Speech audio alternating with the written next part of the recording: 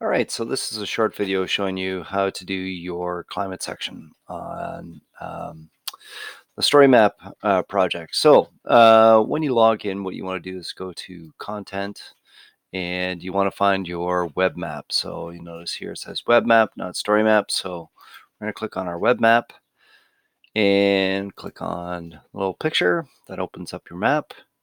And what we want to do is we want to manipulate this Canada climate slide. Right now, when you turn it on and you click on the map, it tells you the temperatures. So if you explore the data a little bit more, if you click on the actual name of the layer, you'll see that there's all sorts of great info in here. And what we want to do is we want to create two different layers to show one with temperature and one with the amount of rain. You could do snow, but we're going to go with rain. So the first thing what we want to do is we want to duplicate this layer. So we're just going to go copy, and you'll notice our new one has almost the same name. It just says copy. I'm going to go back to my old one. I'm going to click on those three dots and I'm going to go rename. And what I want to do is, since this is showing us temperature, I'm just going to put -temp. So I know that that's temperature. Then I'll turn it off by unchecking it. Turn on the other layer. And in this case, what I want to do actually, is I want to click on the layer and I want to uncheck temperature and I want to turn on the rain. So now it's a blue map, and when I click on the map, it tells me the amount of precipitation. But we want to make sure that the layer name is appropriate. So I'm going to click on those three dots and rename it precip so that it's clear that that's about precipitation. All right, so now I've got those two layers ready to go. I have to remember to save the layer. And you're going to open up your story map, and more than likely in your story map, you've got your opening slide, and then you're probably created a sidecar at some point. So, talk about what the resources are, where it's located. So, I can create a completely new sidecar. And this one is going to be all about climate. So I'm going to give it climate of the Western Cordillera. So what I want to do is I want to add that map. So I click on Add Map, and I got to go fishing for it. So because I just used it, it should come up very quickly. And there's my layer. I can start off talking about precipitation, or if I didn't want the precipitation, what I can do is I can turn that off by clicking on that little icon and turn on the temperature instead. So I'll place the map, and there we go. So what I want to do is add a little bit of info here. So I want a paragraph, the climate of the Western Cordillera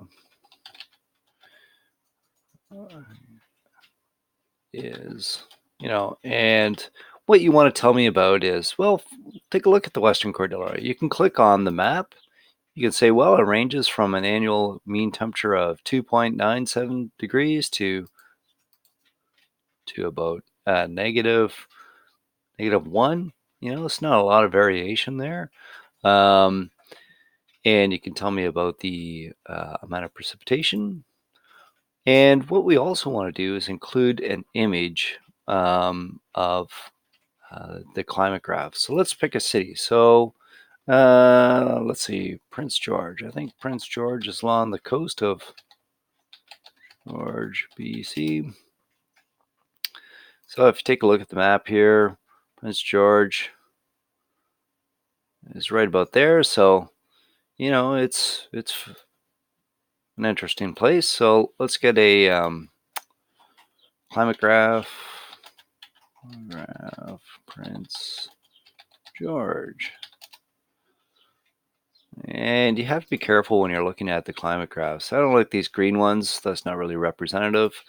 And when you do click on it, make sure that it clearly is the place that you're looking at. Quite often there's a general Canadian climate graph and it won't be any good. So this looks excellent. Tells me how high in elevation this place is. It tells me the average temperature and the amount of moisture that it gets. So I want to copy the image address and then I can go back to my story map, and when I add a picture, so I want to add an image, I can just paste the image right into where the file name is. It's going to do some little trickery for you, but it's basically going to download it and then re-upload it again. And voila. So I can edit this. Maybe it's a little too big or a little too small. I can put in Prince George climate graph in here. But if I need to recenter this, I might want to put the center right about there. And now it might be a little bit easier to see. My other option is I could, instead of using the sidecars, I could just throw the image in down here instead. Maybe it's a little bit easier. There it is. And I can throw it down there and continue my story down below. So you can either use the sidecar thing or not. Um, so that's how you create the maps. Remember, you want two maps. We'll throw the other one in here just quickly. Add map. We want this one, and we want it. This one's precipitation, so that's perfect. And so now I've got my temperature map. I've got a precipitation map. I've got my climate graph. Eventually, what you want to do is compare the climate of one place in your uh, uh, landform region to the climate of Toronto. And so you should say, oh, well, this place is wetter, or this place is drier than Toronto. This place has an average temperature that's warmer or cooler than Toronto. And then using Lowern, I try and explain why. So maybe it's because of the elevation. If you take a look at the elevation on this place, it's pretty high in elevation. Maybe it has to do with latitude. When you look at the map here, how much further north is good old uh, Prince George versus Toronto? Is it enough to cause a difference in climate? Is there an ocean current that might be kicking in here? So there's lots of reasons why those two places are going to have different climates. All right, so hopefully that points you in the right direction.